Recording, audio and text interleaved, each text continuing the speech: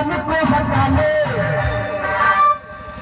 झूठी दुनिया से मन को हटा ले, ध्यान मैया जी के चरणों में लगा ले, नसीबा तेरा जाग जाएगा, नसीबा तेरा जाग जाएगा। एकदम चाहते कि मैया की कृपा बने रहे, दुनिया के मन को हटा ले, ध्यान मैया जी के चरणों में लगा ले, नसीबा तेरा जाग जाएगा, नसीबा तेरा जाग जाएगा।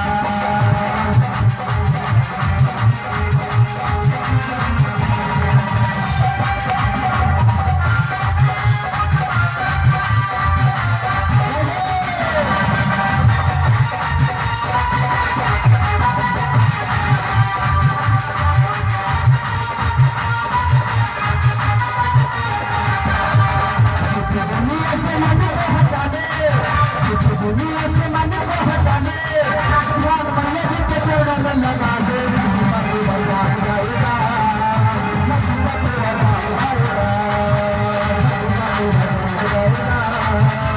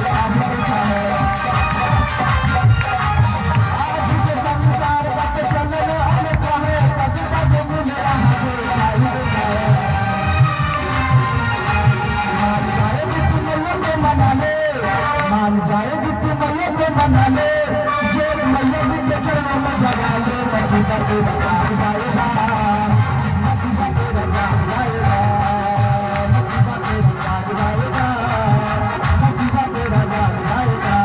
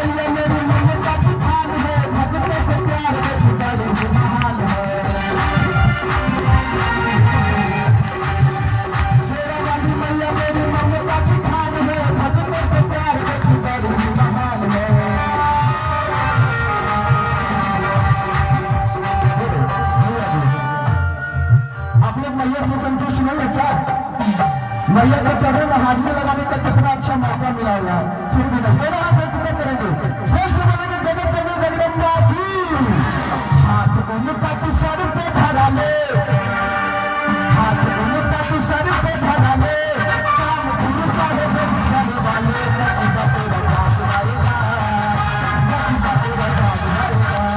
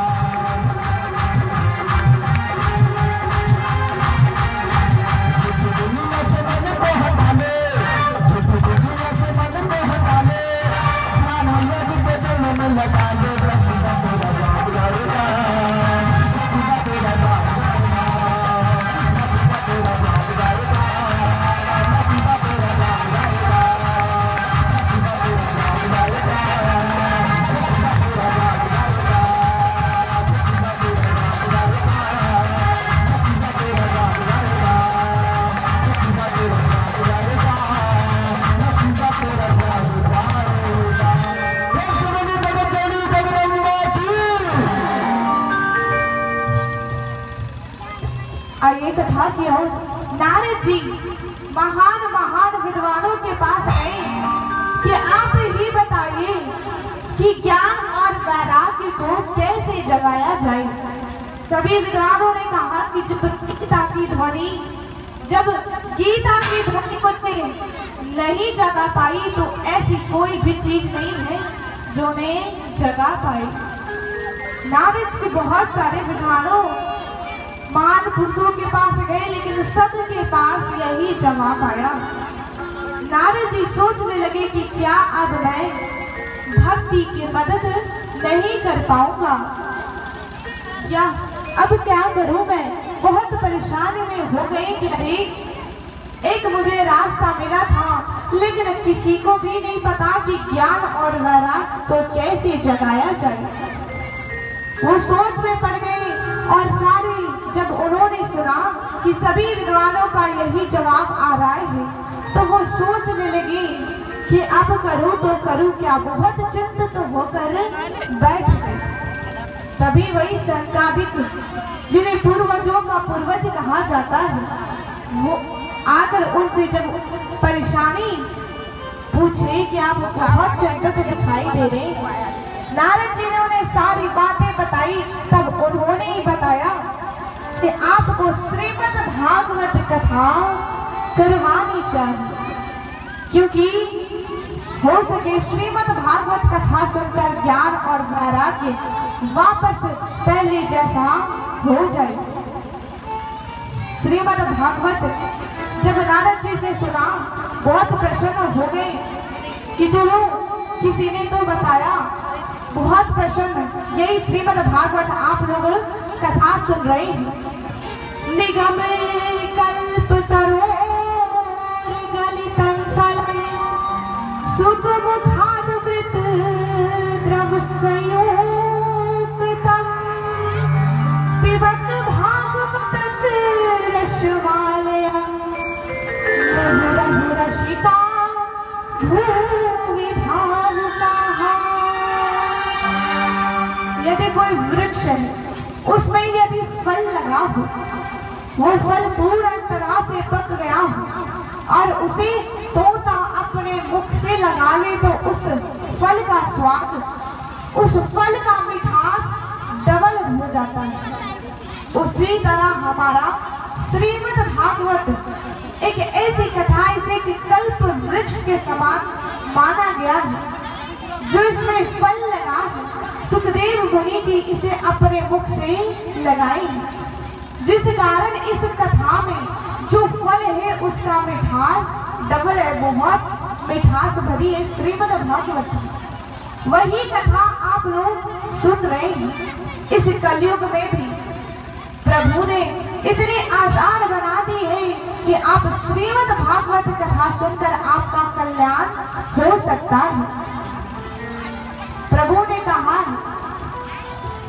एक लक्ष्मी माँ ने कहा विष्णु भगवान से कि जब आप धरती पर से आ जाइएगा, कलयुग में मनुष्य का उद्धार कैसे होगा, उनका दुख परेशानी कैसे दूर होगा।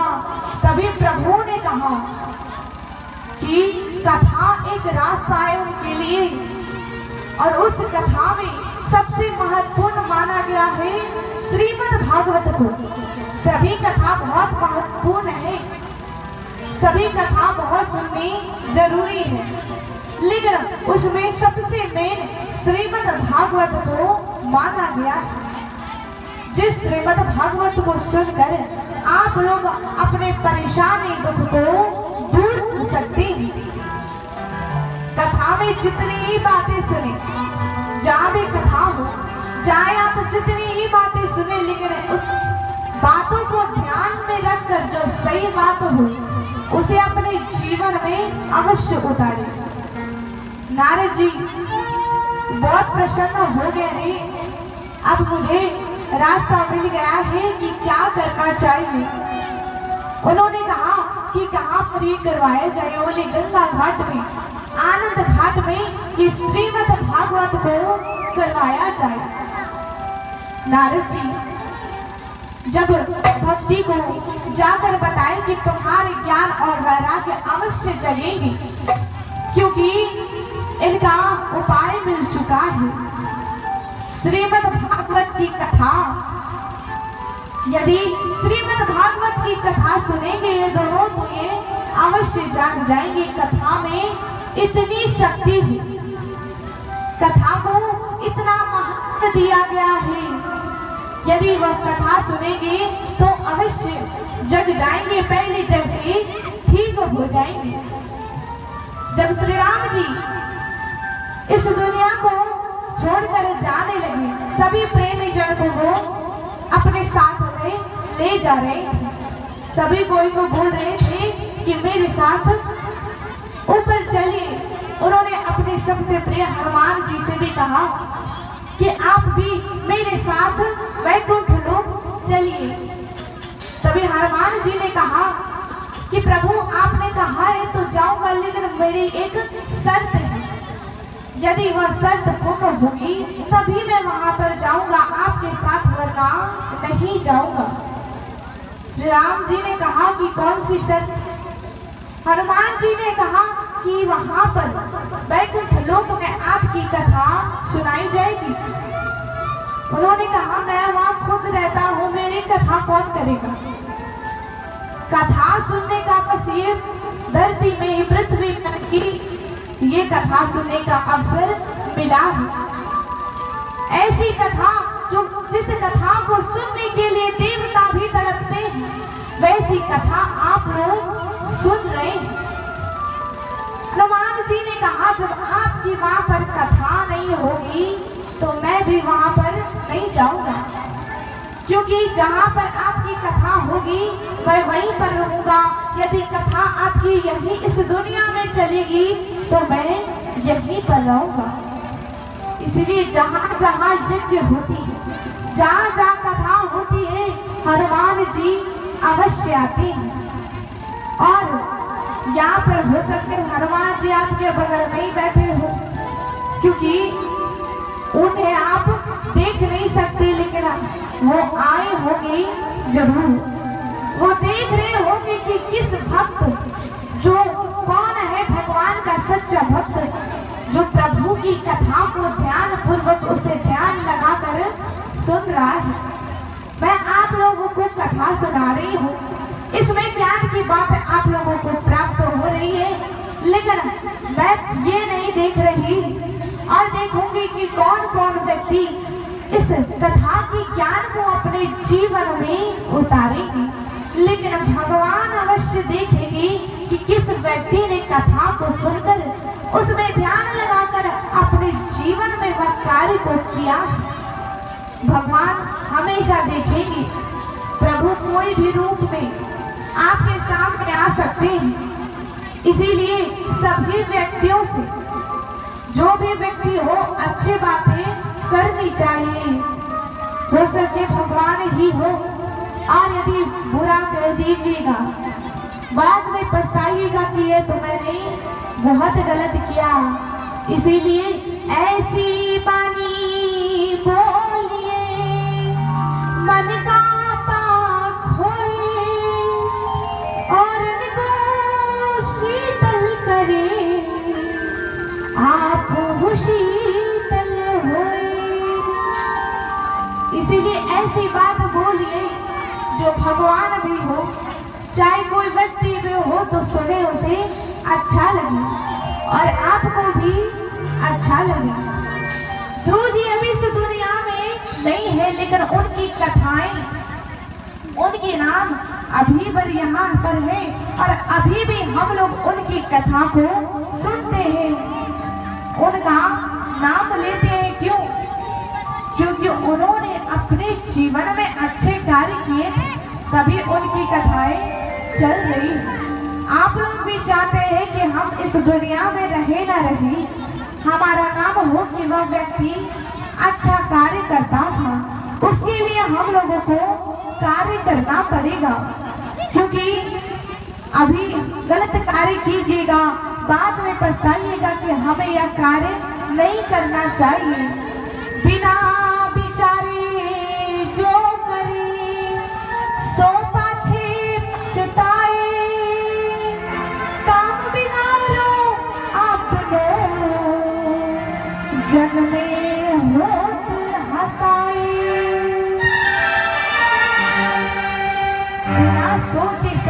अभी तो कार्य हो जाएगा, लेकिन बाद में बहुत पछतावा होगा कि हमने ये कार्य क्यों किया, गलत कार्य क्यों किया, जीवन में कभी अच्छे कार्य क्यों नहीं किए, भगवान की कथा सुने क्यों नहीं।